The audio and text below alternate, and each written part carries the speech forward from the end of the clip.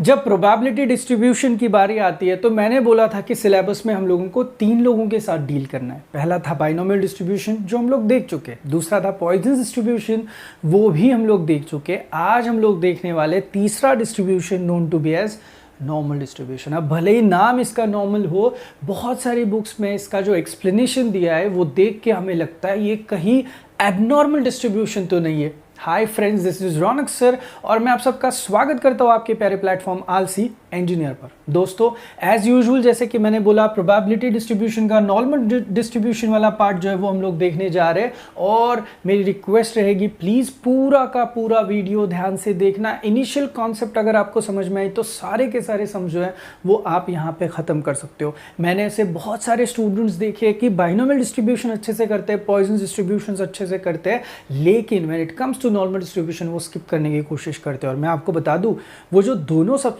Distributions है उनसे भी ज़्यादा इजी आपको नॉर्मल डिस्ट्रीब्यूशन लगेगा अगर आपकी कॉन्सेप्ट आपके दिमाग में सही से बैठे तो सबसे पहले तो फॉर्मूला ही डरावना है, y is equal to f of x is equal to 1 sigma √2 pi e⁻² x minus mu by sigma bracket का स्क्वायर। अब मैं बताता हूँ ये फॉर्मूला की हम लोगों को बस एमसीक्यू में ज़रूरत रहती है, आइडियली इसकी ज़रूरत नहीं है। तो हमें ज़रूरत किस बात की है वो पहले तो देख लेते हैं। ये देखो, सबसे पहले तो हम लोगों को 2 लोगों की ज़रूरत पड़ेगी। पहला मेंबर है Z1 जिसको लिखा जाता है x1 minus mu by sigma. रुको मैं सारे लोगों पे आता हूँ। दूसरा है Z2 जो कि लिखा जाता है x2 minus mu upon sigma. आप बोलोगे कौन है, क्या है, कैसे चल रहा है सर, बता दीजिए। चलिए मैं आपको बताता हूँ कि म्यू जो होता है ना उसको बोलते हैं मीन, और जो सिग्मा है ना वो तो आपको पता ही है, इज नथिंग बट क्या होता है मेरे दोस्त, स्टैंडर्ड डेविएशन होता है। तो ये दोनों के बारे में मैंने पहले तो आपको जानकारी दे दी। अब अगर इन दोनों को हम लोगों को डील करना है तो ये अब 2 ही लोग बचे, जैसे कि म्यू पता है, सिग्मा पता है, रहा सवाल x का और रहा सवाल z का। ये है कहाँ पे, प्लॉट कहाँ पे होते हैं, दिखते कैसे, ये सारे सवाल जो है इनके जवाब दे देता हूँ। सबसे पहले तो मुझे कुछ यहाँ पे प्लॉट करने दीजिएगा।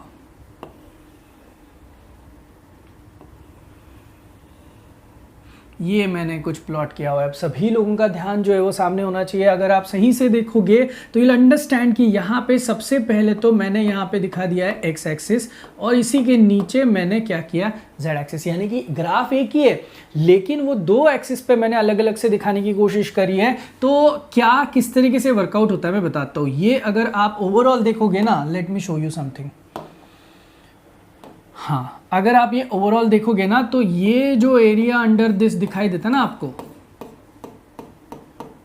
तो ये पूरा जब जाता है ना एंड तक के, तो इस हिसाब से यहाँ पे जो आपको दिखाई देता है ना, दिस इज नथिंग बट आपका नॉर्मल डिस्ट्रीब्यूशन का कर्व। और हमेशा याद रखो जो एरिया होता है, जैसे कि आप अगर इसको इंटीग्रेट करोगे, एरिया अंडर द कर्व का मतलब क्या होता है, इंटीग्रेशन ही होता है ना। तो हमेशा याद रखो जो एरिया अंडर द कर्व आता है that is always equal to कितना रहता है, 1। यानी कि इफ आई एम आस्क्ड कि सर जी -∞ से लेके इन्फिनिटी अगर ये है तो f ऑफ x का आंसर कितना आएगा, तो my answer would always be equal to कितना रहेगा, 1 रहेगा। इसी के साथ साथ ये देख लेना, यहाँ पे आपको सेंटर लोकेशन पे आप जाओगे ना तो you'll फाइंड कि यहाँ पे आपको दिखाई देगा म्यू। कौन था म्यू, मीन पोजीशन। सिमिलरली यही पोजीशन जब मैं नीचे लेके आऊंगा z एक्सिस पे तो यहाँ पे आपको दिखेगा z इज इक्वल टू 0। ध्यान से समझ लो क्या चीजें बता रहा हूँ। मुझे बता दो, अगर ये मीन और सेंटर पोजीशन है, कैन आई से दैट अगर ये टोटल एरिया 1 है तो आधा पोर्शन जो रहेगा, अब सर जी कौन सा आधा पोर्शन, चलो वो भी हाईलाइट करके दिखाता हूँ। सब मैंने ही दिखाना है भाई आपको।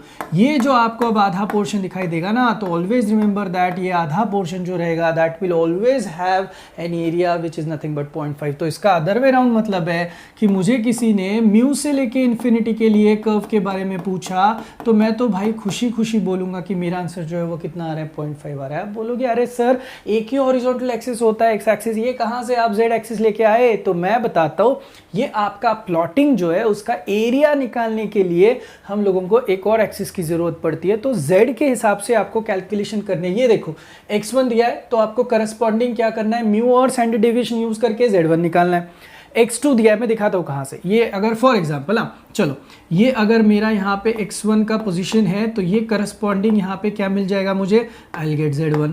अगर मेरा यहाँ पे लेट्स से यहाँ पे मेरा x2 का पोजीशनिंग है तो मुझे करस्पॉन्डिंग z का लोकेशन जो मिल जाएगा that would be nothing but क्या होगा, z2। फिर मुझे करना क्या है मेरे दोस्त, देखो अभी कलर कॉम्बिनेशन देख लो, मैं करूँगा एरिया करस्पॉन्डिंग टू z2 में से area corresponding to z1 subtract करूंगा, यानी कि इतना जो ग्रीन पोर्शन है वो एरिया ऑफ z2 का है, उस पोर्शन में से मैं क्या करूंगा, मेरा इतना पोर्शन सब्ट्रैक्ट करूंगा। आप बोलोगे नहीं नहीं सर हमें कुछ समझ में नहीं आया, रुको रुको रुको रुको, सारी चीजें समझाता हूं आपको, और बाद में तो मैं एक्सट्रीम पॉइंट पे एक एक को पकड़ पकड़ के आपको पूरा समझाने वाला हूँ। ये देखो ब्लू पोर्शन, ये मुझे एक्चुअल में चाहिए एज इन एरिया, क्यों, बिकॉज आप देख सकते हो इस ब्लू पोर्शन में x1 टू x2 का पूरा एरिया जो है वो इंक्लूडेड है। वो आप निकालोगे कैसे, तो आप एरिया ऑफ z2 जीरो से शुरू करना है z के लिए, एरिया ऑफ z2 जो होगा यानी कि ये पूरा ग्रीन पोर्शन जो मैंने यहाँ पे लाइनअप किया था उसमें से मुझे एरिया ऑफ z1 को क्या करना पड़ेगा, सब्ट्रैक्ट करना पड़ेगा, फिर जाके मुझे ये ब्लू पोर्शन दिखाई देगा। तो are you guys getting my point. चलो एक काम करते हैं, हम लोग इसकी अलग अलग वैरायटी देखते हैं, आप मुझे बस सपोर्ट करना कि सर इसको किस तरीके से लेके जा रहे हैं। तो चलो अच्छे खासे प्लॉटिंग कर रहा हूँ भाई, please have look at it कि सर ये किस तरीके से कर रहे हैं। I want you guys to support me for this. ये देखिए अब मैं छोटे छोटे ग्राफ्स दिखाने की कोशिश करता हूँ। ये अपना ग्राफ, ये आपको भी पता है आपका म्यू का पोजीशन, यहाँ पे आपका z इज इक्वल टू 0 का पोजीशन, राइट।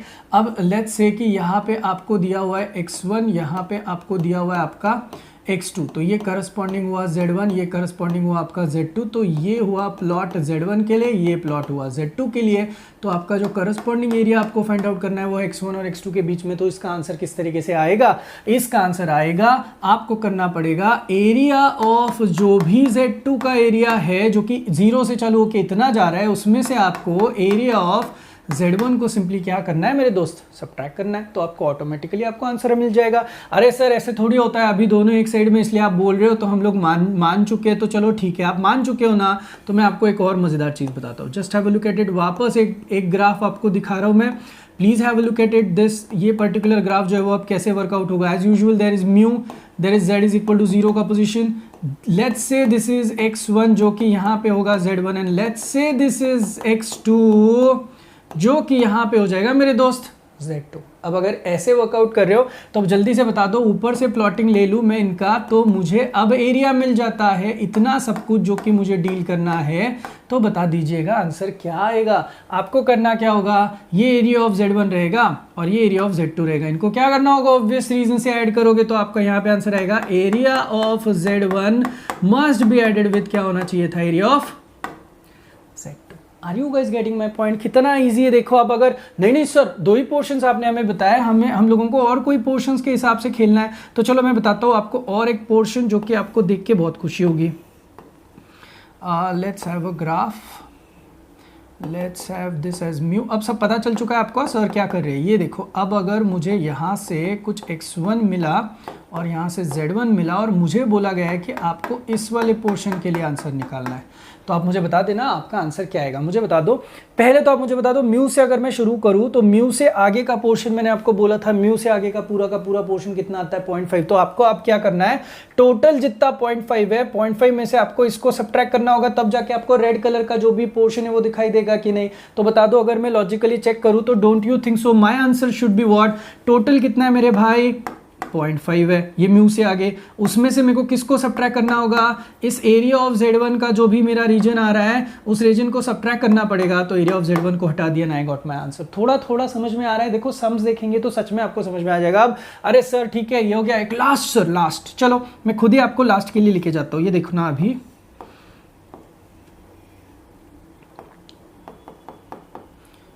सॉरी यार ग्राफ इधर उधर हो गया, थोड़ा सा एडजस्ट कर लेना भाई। तो ये मैं ग्राफ दिखा रहा हूँ आपको।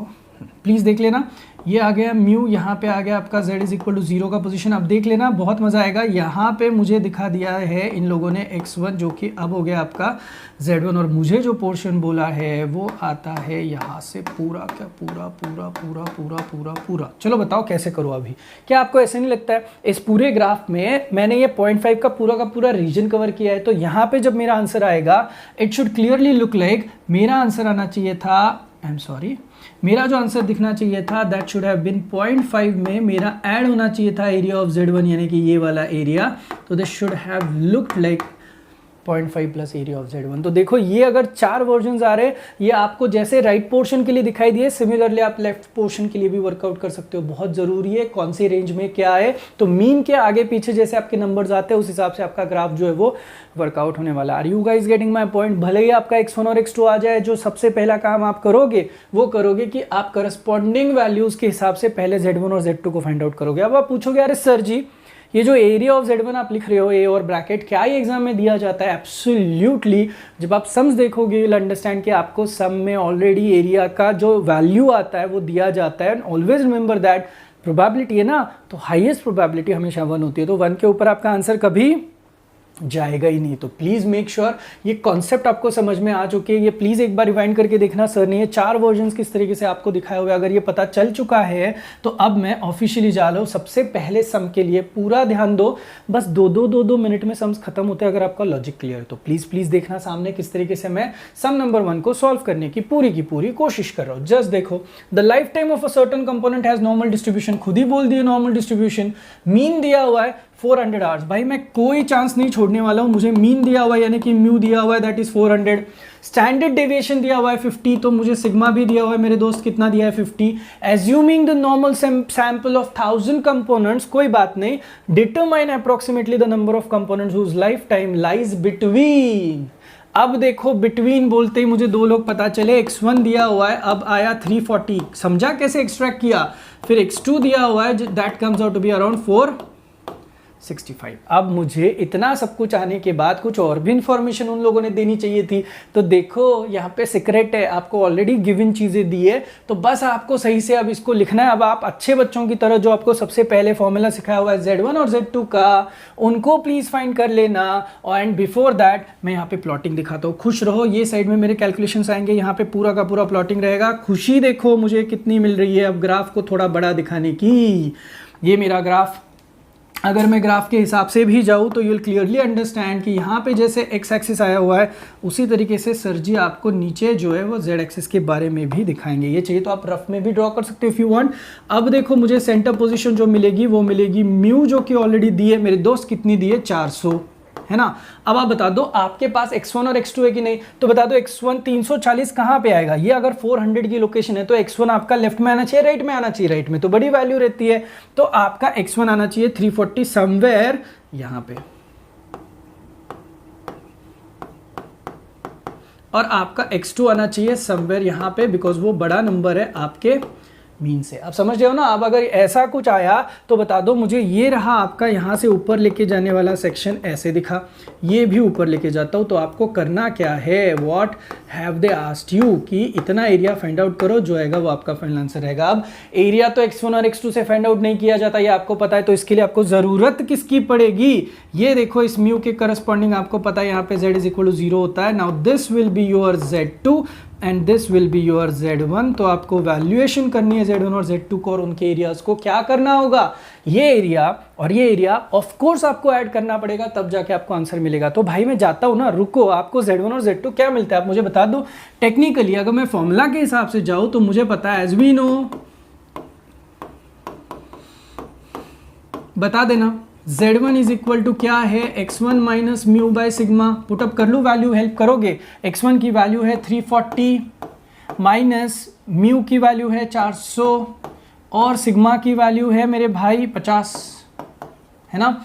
तो ये हो जाएगा -60 बाय यहाँ पे हो जाएगा 50, यानी कि हो जाएगा -1.2। कोई बात नहीं है, ये आया मेरा आंसर। अब similarly I will go for z2 जो कि आएगा x2 minus mu by sigma, जो कि आएगा 465 माइनस 400 बाय 50। कैलकुलेशन करोगे तो 65/50 करोगे तो यहाँ पे आपको मिलेगा अप्रॉक्सीमेटली 1.3। तो आप मुझे बता दो ये दो आंसर्स है एरिया। अब आप z को नेगेटिव नहीं कंसिडर करोगे तो आप मुझे बता दो क्या आपको इनके एरियाज ऑलरेडी दिए गए हैं।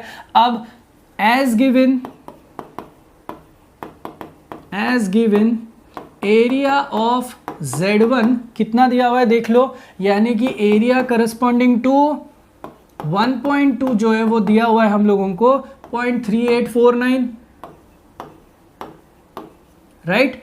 And area of Z2 that is area of 1.3 has been given which is corresponding to 0.4032, correct है। So looking at the graph what we need to do is, हम लोगों को पता है कि अब ये दोनों हम लोगों को क्या करने के, ऐड करने के। तो इसीलिए अगर आपको आपका आंसर, मैं देखो किस तरीके से लिख रहा हूं, if you want 340 less than x less then 465 के बीच में, तो इज इक्वल टू प्रोबेबिलिटी के हिसाब से जाओ तो आपका आंसर आना चाहिए, probability that x is in between this, आपका आंसर आना चाहिए था area of Z1 must get added with area of Z2। Addition कैसे किया पता चला आपको, तो 0.3849 को ऐड कीजिएगा 0.4032 के साथ। सो ये ऐड करने के बाद जो भी आपका आंसर आएगा that would be your final answer 7881 के हिसाब से। तो 0.7881 is nothing but your final answer of probability. और मेरे भाई आपका ये प्यारा सा सुंदर सा आंसर जो है वह खत्म हो चुका है। रिपीट भाई, हर सब में लाओ दोनों को और ऐड करो, ऐसे नहीं होता है। आपको देखना पड़ेगा कि कौन से पोर्शन में आ रहा है। अगर ये दोनों एक इधर एक उधर आ रहा है तो इस केस में आपको दोनों को क्या करना था, ऐड करना था। तो वही एडिशन वाली थीम जो है मैंने यहाँ पे क्लियरली दिखाने की कोशिश जो है वो की है। अब क्या अपना सम खत्म हो गया, ऑलमोस्ट खत्म हो गया, पूरा खत्म नहीं हुआ। उन्होंने हम लोगों को सैंपल ऑफ 1000 कंपोनेंट्स ऑलरेडी बोला है, तो उसमें से फाइंड आउट करना है। तो जो भी प्रोबेबिलिटी आपकी आई है तो आपको उसको क्या करना पड़ेगा, इनटू 1000 करना पड़ेगा। तो आपके जो नंबर ऑफ कंपोनेंट्स आएंगे तो आप फ्रॉम 1000 कंपोनेंट्स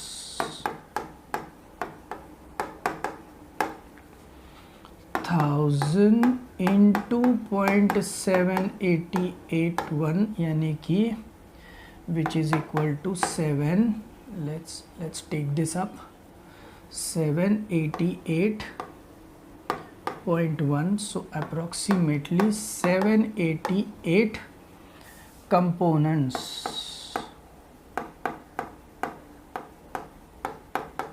जो है वो कि बेसिकली लाई करते हैं nuts have lifetime as specified.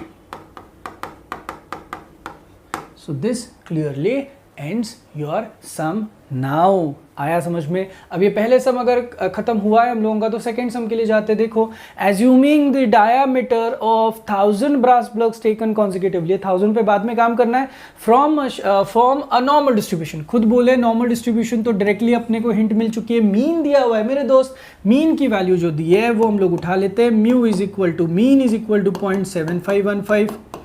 उसके बाद और क्या क्या दिया है, स्टैंडर्ड डेविएशन दिया हुआ है, सिग्मा इज 0.0020, राइट। उसके बाद how many of the plugs are likely to approved if the acceptable diameter is, ओहो क्या बात है। एक काम करते हैं, पहले x1 को लेके आते हैं।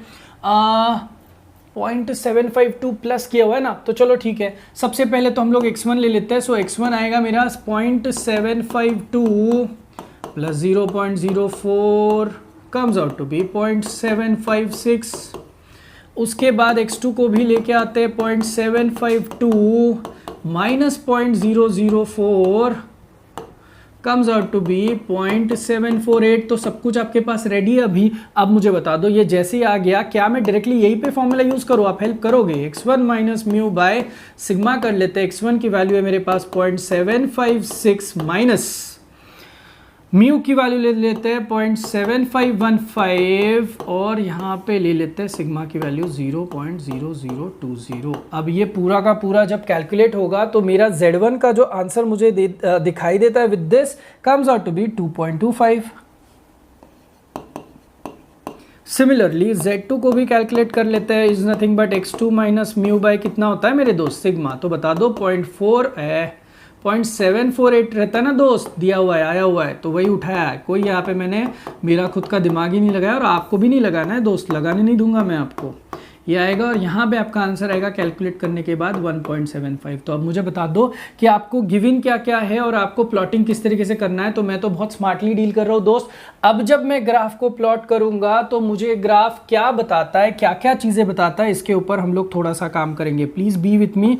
ये ग्राफ निकालने का तरीका जो है ना, ये बहुत इंटरेस्टिंग है। ये ट्राई एंड अंडरस्टैंड सर क्या सिखाते हैं और किस तरीके से आपको कैलकुलेशन कराने लगाते। कम ऑन, एक्स है, जेड है, तो आप चाहिए तो डायरेक्टली भी प्लॉट कर सकते हो। यहाँ पे मुझे मिलता है म्यू की वैल्यू है 0.7515, correspondingly z is equal to 0। चलो बता दो, अभी मुझे बता दो आपका ये 0.756 जो है वो x1 है, वो कहाँ पे आएगा? ऑब्वियसली 7.5 के आगे ही आएगा, तो यहाँ पे आएगा मेरा x1। काम करते हैं, इसको नहीं लिखते हैं, तो यहाँ पे आपका आएगा x1। सिमिलरली करस्पॉन्डिंगली यहाँ पे आएगा आपका z1। अब बता दो x2 आपका कहाँ पे आएगा? 0.748। 748 मतलब इस म्यू की वैल्यू के लेफ्ट में आएगा 748, तो आपका यहाँ पे कहीं पे आपका x2 होना चाहिए। तो देखो भाई, यहाँ पे भी वही सीन है जो प्रीवियस सम में था। अब हम लोगों को z1 पता है, z2 पता है करस्पॉन्डिंगली, और एरिया भी आ चुका है। तो हमें जो दिए गए एरियाज है, दिए गए जेड्स है, उनके एरियाज को क्या करना होगा? ऐड करना होगा। तो सिंपल चीज है, एज गिवन। क्या गिवन है दोस्त? एरिया करस्पॉन्डिंग टू 2.25, यानी कि area corresponding to Z1 is nothing but 2.25 के करस्पॉन्डिंग एरिया दिया हुआ है 0.4878। Then area corresponding to 1.75, minus में भी आए तो कोई प्रॉब्लम नहीं है, प्लस में लिखते हैं जब एरिया लिखने की बारी आती है। तो इज इक्वल टू 0. कितना आएगा आपका? 4599। पकड़ो और दोनों को ऐड करो, क्योंकि जब तक कि दोनों ऐड नहीं होंगे एरिया हम लोगों को मिलेगा नहीं। सो हेंस पॉइंट क्या रेंज में चाहिए था आपको भाई? पॉइंट कितना था? 748 less than x, probability that the point 748 less than x less than 0.756 अगर आपको चाहिए था, तो it should have been area of Z1 must have got added with area of Z2. Area of Z1 is what? 0.4878 and area of Z2 is 0.4599. कोई नहीं, दोनों को add कर देते हैं। जो एडिशन के बाद फाइनल आंसर दिखाई दे रहा है comes out to be 0.9477. 0.9477 is nothing but your probability. अब आंसर खत्म हो चुका था, लेकिन उन्होंने यहाँ पे बोला है 1000 ब्रास प्लग्स। तो for 1000 brass plugs probability is equal to, sorry answer लिख दो, आंसर इज इक्वल टू, तो आपको ज़्यादा एक्सप्लेन करने की ज़रूरत नहीं पड़ेगी। 0.9477 इंटू 1000 करना पड़ेगा, दैट इज़ 947.7। अप्रॉक्सीमेट करोगे तो 948 ब्रास प्लग्स के हिसाब से आप आपका फाइनल आंसर लिख सकते हो। So did you get my answer? Easy है, सबको समझ में आया कि किस तरीके से सर जो है वो ऐसे आंसर्स को डील कर रहे हैं। दोनों सम जो हुए हैं वहाँ पे हम लोगों को मीन के इधर एक साइड पे x1 आया और दूसरे साइड पे दूसरा x आया, तो x2 आया, तो हम लोगों को ऐड करना पड़ा and we got our answer. अब अरे सर जी चलिए ना हम लोग देखते हैं अभी next sum. The height of a student in a school follows normal distribution with mean as 190 centimeter. Okay, no problem. चलो उठाते, म्यू दिया हुआ है, दिस इज 190 सेंटीमीटर। फिर उसके बाद बोला हुआ है वेरिएंस दिया है, तो आपको स्टैंडर्ड डेविएशन कैसे निकालना पड़ेगा? ये दिया हुआ है 80 लिख देता हूँ पहले तो। उसके बाद अमॉन्ग 1000 स्टूडेंट्स, इसको भी लेके आएंगे, how many of them are expected to have height 200 centimetre से ज्यादा। तो अब बहुत मजा आने वाला है सम को। म्यू मिला, सिग्मा स्क्वायर मिला मुझे। अब इस केस में मुझे सिर्फ और सिर्फ एक चीज पता है कि मुझे x1 दिया हुआ है जो कि 200 सेंटीमीटर है, क्योंकि कोई रेंज वगैरह मुझे पता नहीं चली है। 200 से ऊपर के बारे में तो बात हुई है यहाँ पे। अब जैसा भी है, जो भी है, पिक करते और आंसर्स लाने की कोशिश करते हैं। आप मुझे बता देना कि मैं पहले अगर Z1 निकालूंगा तो मुझे यहाँ पे x1 माइनस म्यू बाय क्या दिखना चाहिए था? Sigma x1। Come on, x1 की वैल्यू आ रही है 200 माइनस म्यू की वैल्यू आ रही है 190, अपॉन यहाँ पे कितना आ रहा है ये देख सकते हो आप लोग, सिग्मा यानी कि √80 हो जाएगा। तो ये ओवरऑल अगर आप कैलकुलेशन भी करने की कोशिश करोगे तो ये कैलकुलेशन खुद अपने आप करो तो will get your answer has to be somewhat like 1.18। अब चलिए ना सर ग्राफ प्लॉट करने के बारे में बताइए ना सर। तो चलो भाई ग्राफ प्लॉट करते। थोड़ा मेरा जो ड्राइंग है वो आपको पता चल चुका होगा 19-20 है तो माफ़ कर लेना भाई।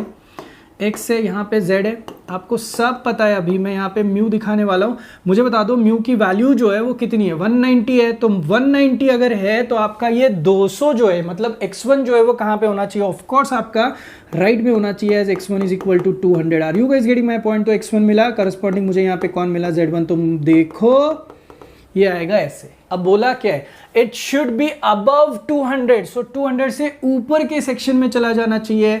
तो जो ग्राफ एक्सपेक्टेड है, जो एरिया एक्सपेक्टेड है वो कुछ इस तरीके से मुझे दिखाई देता है। अब मुझे बताओगे आपका जो आंसर आएगा वो क्या दिखाई देगा। इस केस में आपके पास तो z1 ऑलरेडी है और z इज इक्वल टू 0 की पोजिशनिंग भी है।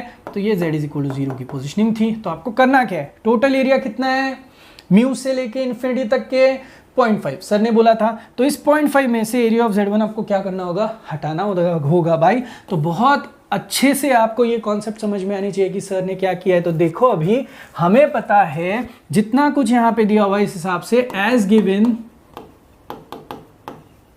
एरिया ऑफ ऑलरेडी हम लोगों को 1.18 दिया हुआ है। तो 1.18 का जो एरिया वो मैंने लिख दिया 0.3686। सो आपको अब पता है अगर आपको प्रोबेबिलिटी चाहिए जहां पे आपको x इज ग्रेटर देन 200 चाहिए तो इस केस में आपका आंसर शुड बी व्हाट, ये आपका 0.5 वाला एरिया माइनस आपको करना पड़ेगा 0.3686 के आसपास। तो अगर आप इसको कैलकुलेट करने की कोशिश करोगे तो ये जो सब्ट्रैक्शन आएगा this comes out to be, देखो 0.5 में से 0.3686 अगर चले गए तो your answer in this case comes out to be 0.1314 right.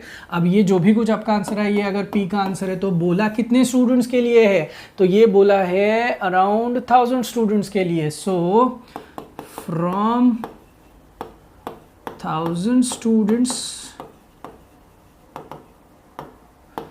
Number of students अगर निकालने हैं तो आपका आंसर आना चाहिए 0.1314 इंटू 1000 करोगे तो answer comes out to be 131.4, approximate करोगे तो 132 and boom we are done with the answer. तो आई होप आपको ये प्रोसीजर जो है वो पूरी तरीके से समझ में आई है। तो सम नंबर 3 अगर सच में समझ में आया तो let's move on for some number 4। 200 students जो है वो अपीयर हो चुके हैं for an exam with average है 50% मार्क्स। तो कोई बात नहीं, एवरेज जैसे ही बोला है तो मैंने म्यू अंकल को लिख दिया 50%, जिसको हम लोग प्यार से लिख सकते हैं 0.5।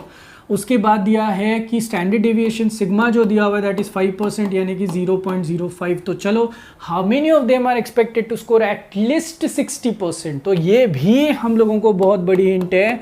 x1 इज इक्वल टू 60% का मतलब आया 0.6। तो चलो भाई गाड़ी चालू करते हैं, let's move on for z1। अब कहीं रुकना नहीं है भाई, x1 minus mu by sigma करेंगे तो x1 का आंसर आया 0.6 minus 0.5 divided by 0.05। Total calculate किया, the answer that I got is nothing but 2। तो अब मुझे z का आंसर 2 मिल गया। तो देखो गिवन में भी मजा आया होगा। तो अब जैसे ही ग्राफ देखोगे you'll अंडरस्टैंड कि यहां पे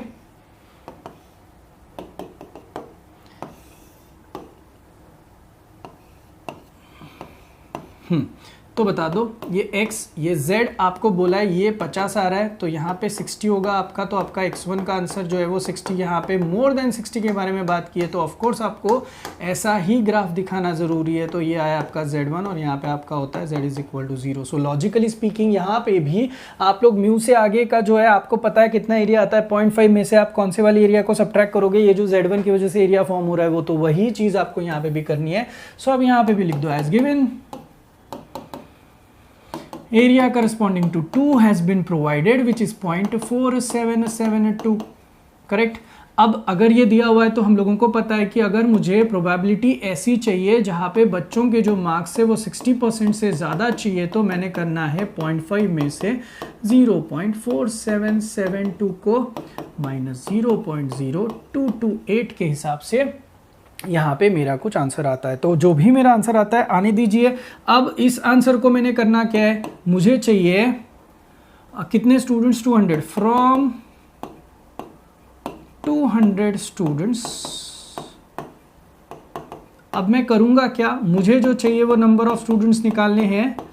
number of students is equal to होगा 0.228 इंटू, देख लेना कितना है, 200 बोला है, 200 बोला है, तो हम लोग इसको दे देंगे 4.56, तो ये अप्रॉक्सीमेट करेंगे हम लोग तो हमें मिल जाएगा, अब ले लेते हैं ना 5, सो ले लेते हैं, उनको भी अच्छा लगेगा। So answer is nothing but 5। So there are only 5 students जो कि आपको 60% से ज़्यादा मार्क्स लेके आए हुए दिखाई देते हैं। तो सम नंबर 4 भी शायद आपको पूरा समझ में आया हो। तो चलिए आगे बढ़ते हैं सम नंबर 5 के लिए। अब भाई पैटर्न सेम टू सेम जा रहा है, आप ज़्यादा परेशान बिल्कुल मत होइएगा। An aptitude test for selecting officers in a bank conducted on 1000 students. ये 1000 पे हम लोग एंड पे काम करते हैं, आपको पता है। द एवरेज स्कोर, कोई बात नहीं, दे दो भाई।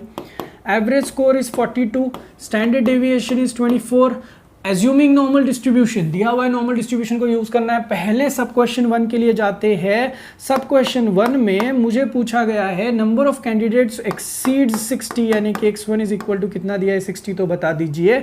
मैं यहाँ पे अगर z1 निकालूँ तो it should be x1 minus mu by sigma करना चाहिए।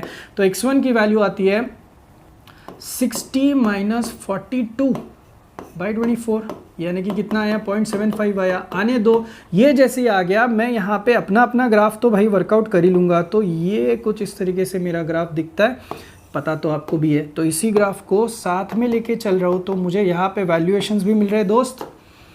हेल्प करना। ये z इज इक्वल टू 0 का पोजीशन है। यहाँ पे आपका मीन है जो कि कितना दिया हुआ है 42, तो आप बता दो मुझे 60 से ग्रेटर, यानी कि 60 यहाँ पे होना चाहिए। तो x1 मिला आपको 60, तो 60 से ग्रेटर मतलब ऑफ कोर्स आपको वापस ऐसे ही काम करना है। तो आपका जो ओवरऑल एरिया है आधा, वो 0.5 है। इस 0.5 में से आपको एरिया ऑफ z1 जो है वो सब्ट्रैक्ट करना है। z1 आ चुका है, तो ये मैंने लिख दिया यहाँ पे z1। तो ये देखो, ये अभी हम लोग क्या करेंगे, सब्ट्रैक्ट करेंगे, तो will get our answer. So as given क्या दिया है, एरिया ऑफ 0.75 देना चाहिए था, दिया है नहीं दिया है, आप खुद देख लेना एक बार। Area of 0.75 has been given as to be 0.273, और कितना आ गया मेरे दोस्त 4। अगर ये एरिया ऑफ दिया हुआ है हम लोगों को इतना सब कुछ, तो आगे जाके हम लोगों को इसको अगर सॉल्व करना है तो मैं किस तरीके से सॉल्व करूँ। देखो यहाँ तक आने के बाद अब मेरा आना चाहिए कि 60 से ज़्यादा ना, सो x should be greater than 60 का अगर मुझे प्रोबेबिलिटी चाहिए तो इट शुड हैव बीन 0.5 में से मैंने ये 0.2734 जो मुझे दिखाई दे रहा है वो क्लियरली क्या करना चाहिए था, सब्ट्रैक्ट करना चाहिए था। जैसे ही मैंने इसको सब्ट्रैक्ट किया था, answer at that I got is equal to 0.2266। कितना, 0.2266। अब मज़े देखो, 0.2266 अगर मेरी प्रोबेबिलिटी है तो मुझे अब अगर फ्रॉम 1000 कैंडिडेट जाना है,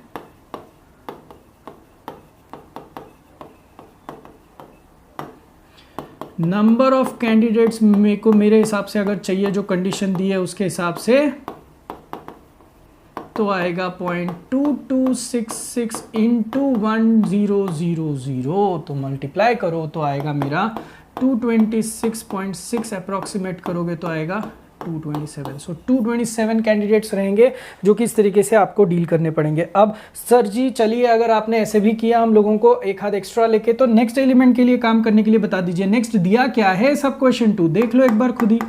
सब क्वेश्चन 2 भी है इसमें, और बोला गया है कि the number of candidate should be between 30 to 60। आने दे, डरते नहीं हम लोग। अब इसके लिए मेरा x1 होना चाहिए 30 और मैंने x2 लेना चाहिए 60। तो मेरा यहाँ पे करस्पॉन्डिंग z1 ऑटोमेटिकली आना चाहिए, that is x1 mu minus mu by sigma.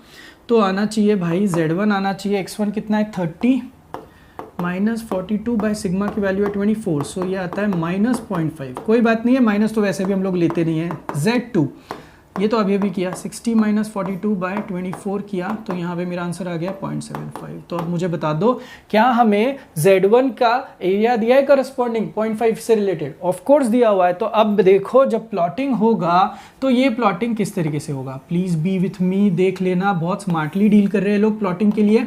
तो जब आप प्लॉटिंग करोगे, चलो जस्ट बी विथ मी, ये आपका यहाँ पे है 42, ये अपना z इज इक्वल टू 0 है। अब बता दो 30 आएगा कहीं ना कहीं यहाँ पे, राइट?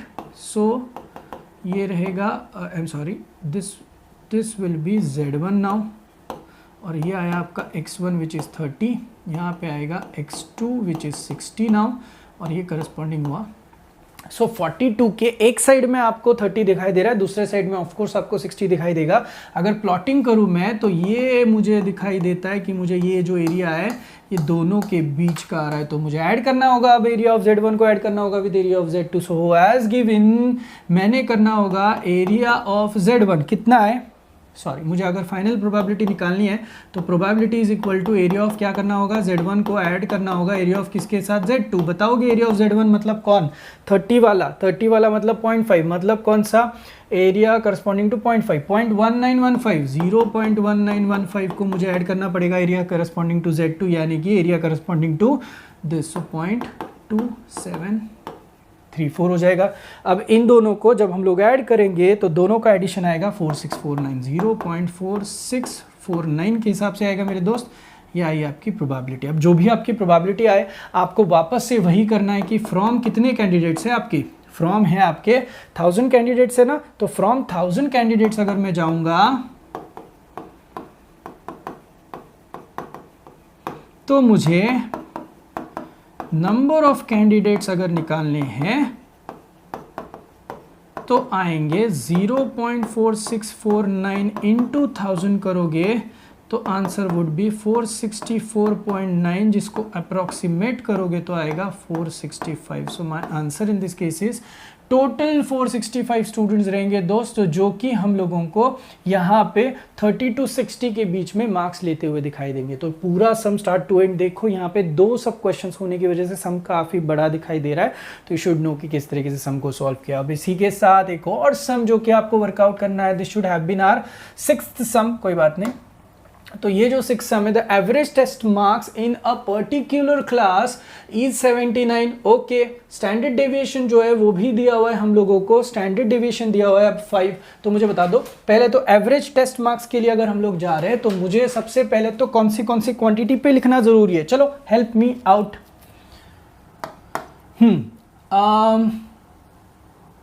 म्यू मुझे दिया हुआ है 79 मीन, राइट।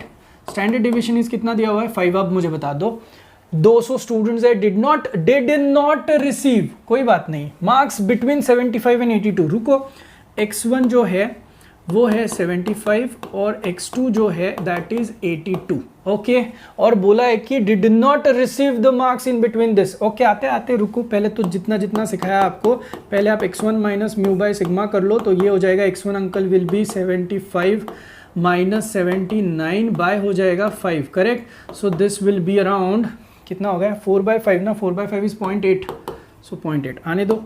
फिर Z2 अंकल को लेते हैं, that is x2 minus mu by sigma. बहुत इंटरेस्टिंग सम है भाई।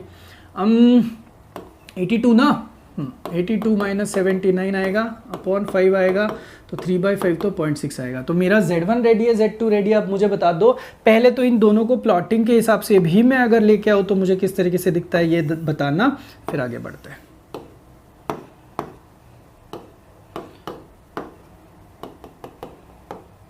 यहाँ पे आपका आएगा म्यू जो कि कितना है भाई 79 है, तो x1 रहेगा मेरा कितना बोला है 75, और यहाँ पे मेरा x2 रहेगा जिसका वैल्यू है 82, करस्पॉन्डिंग यहाँ पे z2 आएगा, this is z is equal to 0, और यहाँ पे आएगा z is equal to 1। Am I correct? तो ये ले लो और ये ले लो। अब जैसे ही आजू बाजू हम लोगों को एक एक मेंबर दिखता है, हम लोगों को लगता है हाँ क्या बात है, इस एरिया पे हम लोगों को काम करना है। तो मैं आपको बता दूं एक्चुअली हम लोगों को फाइंड आउट क्या करना है, एक्चुअली हम लोगों को डिड नॉट रिसीव का काम करना है। इसका मतलब है हम लोगों को एक्चुअल में इस रीजन में काम करना है, हम लोगों को बचा हुआ सब कुछ आंसर देना है एक्सेप्ट दिस, इस पोर्शन में काम नहीं करना है। हाँ, अगर रिसीव्ड मार्क्स बिटवीन अगर होता तो हम लोग ऑफ कोर्स इस पर्टिकुलर एरिया को यहाँ पे चूज करते, तो यहाँ पे थोड़ा सा दिमाग आपका और मेरा दोनों का लगना चाहिए। हमें करना क्या है, हमें करना है यहाँ पे ओवरऑल आंसर, पहले तो एज गिवन लिख लेता हूँ मैं। देखो बहुत इंटरेस्टिंग सम है, as given area corresponding to दोनों का लिख लेते हैं। 75 से रिलेटेड आता है 0.8, तो 0.8 से रिलेटेड एरिया जो दिया हुआ है that is 2881.2881 and area corresponding to 0.6 भी हमें दिया हुआ है 0.2251। Okay, just be with me, I am sorry 57। अब जस्ट बी विथ मी, इस केस में मैं कैसे कर रहा हूं देखो, अगर आपको डिड नॉट रिसीव वाला चाहिए यानी कि प्रोबेबिलिटी का जो आपका आंसर आना चाहिए वो किस तरीके से आना चाहिए, प्लीज देखो, it should be your x should be परे, मतलब कि नहीं डायरेक्टली लिखता हूं, प्रोबेबिलिटी शुड बी 1 माइनस आपकी जो प्रोबेबिलिटी है जहां पे आपको क्या रेंज पे खेलना है, 75 less than x less then क्या होना चाहिए था, 82। समझ में आया? डिड नॉट रिसीव होने की वजह से जो टोटल प्रोबेबिलिटी 1 है उसमें से इतना पार्ट हटा लिया। वैसे भी total area under the curve मैंने बोला था 1 है, तो ये बहुत ट्रिकी है, यहाँ पे ध्यान देना जरूरी है। So the probability that is required to us, इसके लिए आपको यहाँ पे जाने के लिए मैंने सिखाया इन दोनों के बीच का एरिया निकालने के लिए आपके पास तो वैसे भी ऑप्शन नहीं है, area of Z1 has to be added with area of क्या करना पड़ता है आपको Z2। तो प्लीज कर लीजिएगा और बता दीजिएगा मुझे कि आंसर आपका क्या होता है। मैं नहीं करने वाला हूँ। 0.2881 प्लस यहाँ पे पॉइंट क्या करना पड़ेगा, 2257 करना पड़ेगा। अब इन दोनों को अगर मैं ऐड कर लूँ, ऐड करने के बाद जो मेरा आंसर आता है, answer comes out to be 0.5138। 51 कितना आता है, 38। अब बता दीजिए अगर 5138 के हिसाब से मेरा आंसर आ रहा है तो इस केस में मैंने P को क्या लिखना चाहिए था, अगर मैं 5138 करूं तो मेरा 4862 के आसपास आंसर आता है, 0.4862 के आसपास मेरा आंसर आना चाहिए। तो जो भी मेरा आंसर है यह आया मेरा P का आंसर। अब मुझे सिर्फ आप लोग एक काम करके देना, फ्रॉम 200 स्टूडेंट्स में से अपना जो आंसर है वो क्या आना चाहिए मुझे बता दो। नंबर ऑफ स्टूडेंट्स लिखूं, इज इक्वल टू करना पड़ेगा 0.4862 इंटू 200। सो जो भी आंसर आएगा that would be nothing but your final answer. खुश रहो, अप्रॉक्सीमेट करो तो आपको आपका आंसर मिल जाएगा। सो देखो काफ़ी वैरायटी ऑफ सम्स हम लोगों ने यहाँ पे किए। हाँ आप इसको लिख सकते हो यहाँ पे, this can be considered as tricky one. So this is tricky question,